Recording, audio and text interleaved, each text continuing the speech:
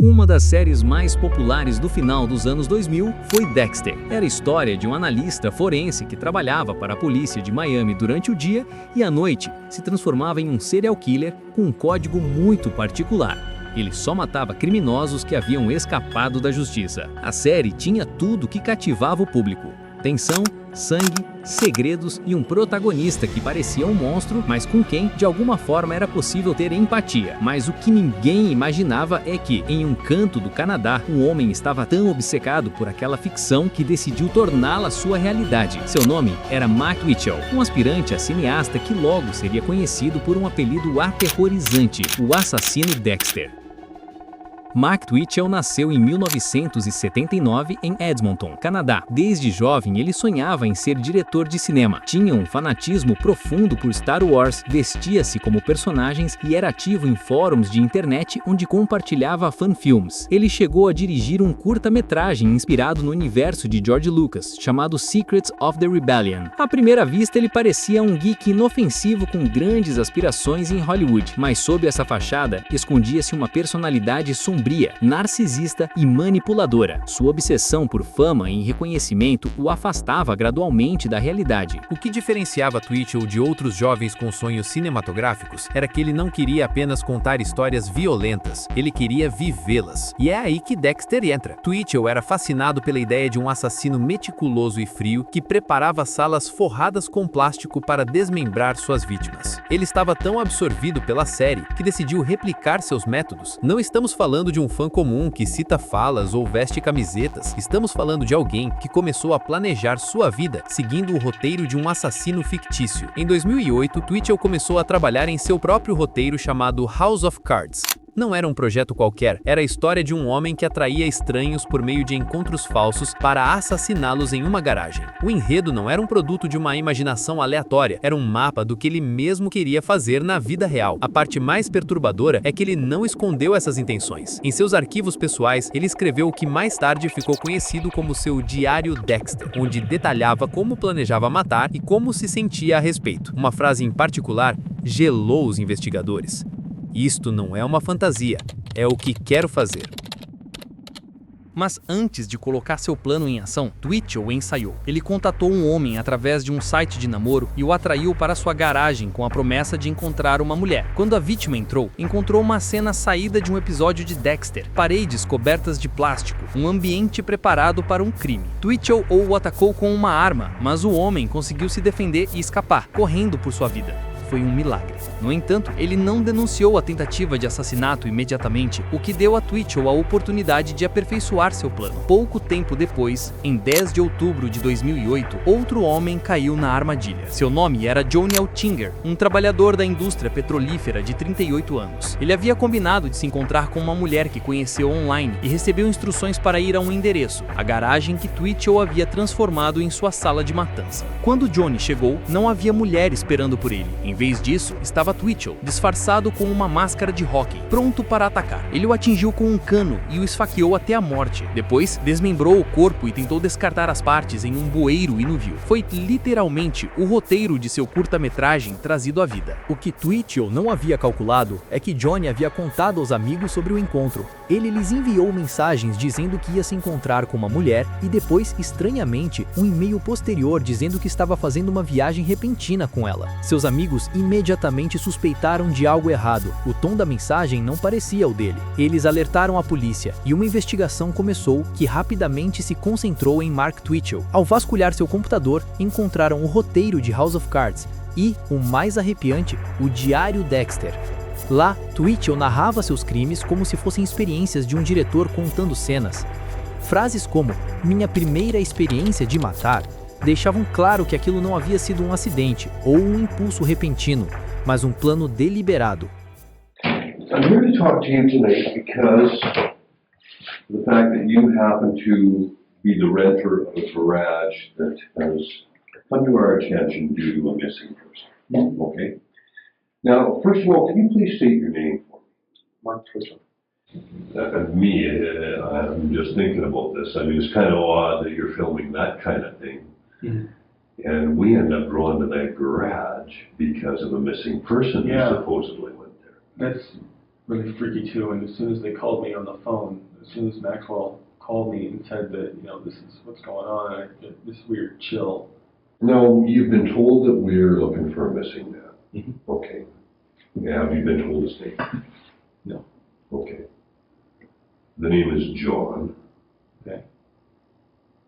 Altinger.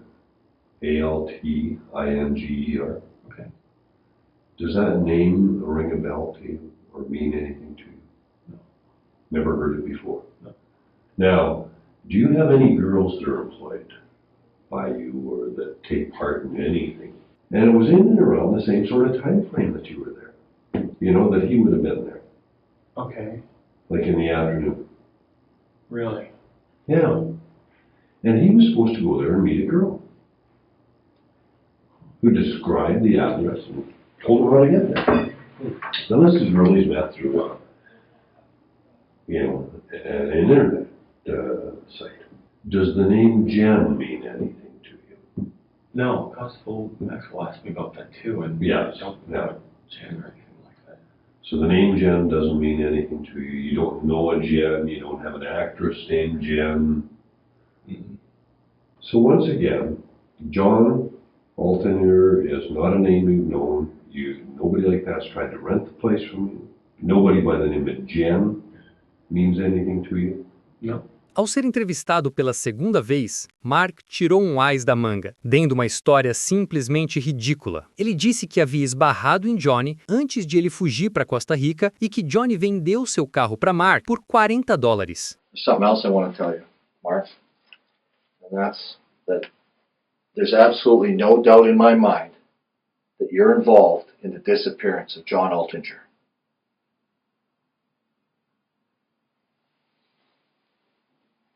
No doubt in my mind at all, Mark. Why? As I said, Mark, there's no doubt in my mind that you're involved in this disappearance. I have no idea what the hell's going on. You do have an idea. You have a very good idea, Mark, about what's going on. You know exactly what happened there that night.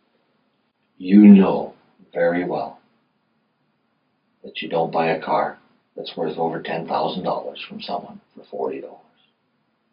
You know that. That part of your story is just lie after lie after lie. And it's time to end those lies, Mark. Até que ponto alguém pode ser influenciado pela ficção? Onde termina a admiração por uma série e começa a imitação perigosa? No caso de Twitchell, a linha foi completamente apagada. Ele não queria apenas ser famoso por seus filmes, ele queria ser lembrado como o Dexter canadense. E ele conseguiu, ainda que da maneira mais sinistra possível. Quando a polícia o prendeu em outubro de 2008, o caso explodiu na mídia. Foi a primeira vez que se falou de um assassino diretamente inspirado na série Dexter.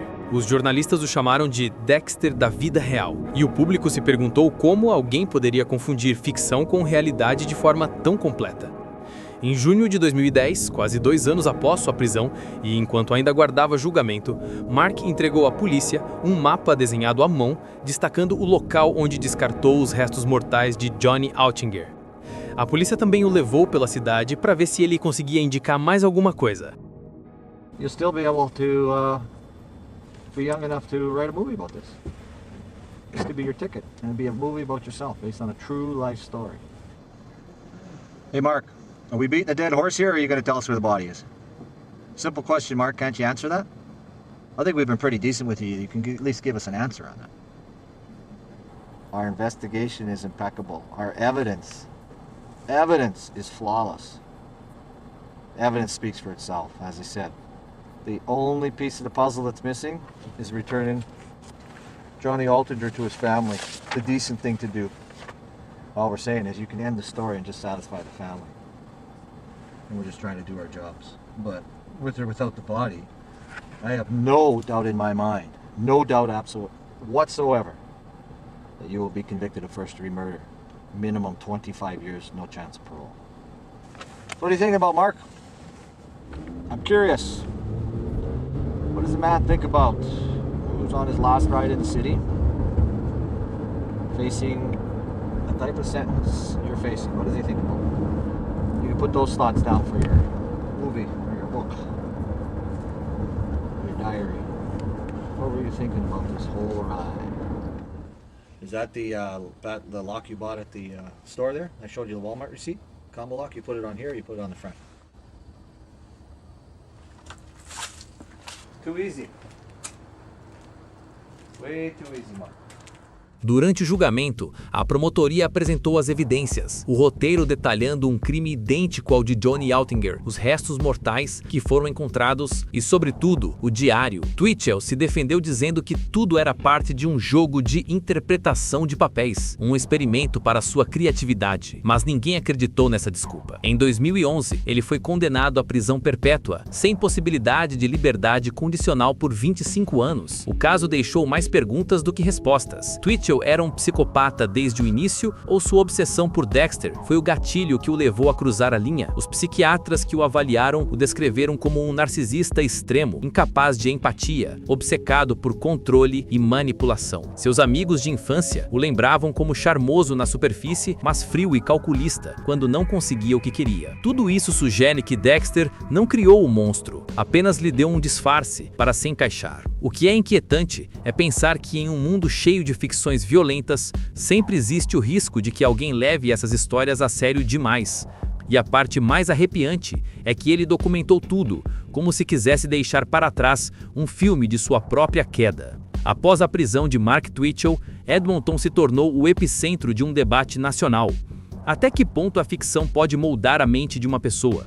A promotoria foi clara ao dizer que Dexter havia servido de inspiração, mas também enfatizou que a verdadeira força motriz era a própria psicopatia de Twitchell. Durante o julgamento, os detalhes foram horríveis. O diário que Twitchell mantinha em seu computador, que a polícia recuperou com um software especializado, era praticamente uma confissão. Nele, ele descrevia friamente o processo de atrair suas vítimas, seu estado emocional durante os ataques e suas reflexões posteriores. Ele chegou a escrever que matar parece ser a coisa mais natural do mundo. Os jurados ouviam incrédulos, tentando entender se estavam diante de um homem comum ou de um monstro que estava disfarçado por tempo demais. Mas havia mais. A promotoria apresentou provas da tentativa frustrada de homicídio perante Johnny Altinger. O sobrevivente testemunhou no tribunal, contando como escapou milagrosamente da garagem de Twitchell. He could have killed me right away. Like right when I walked in, I didn't see him. He could have hit me over the head with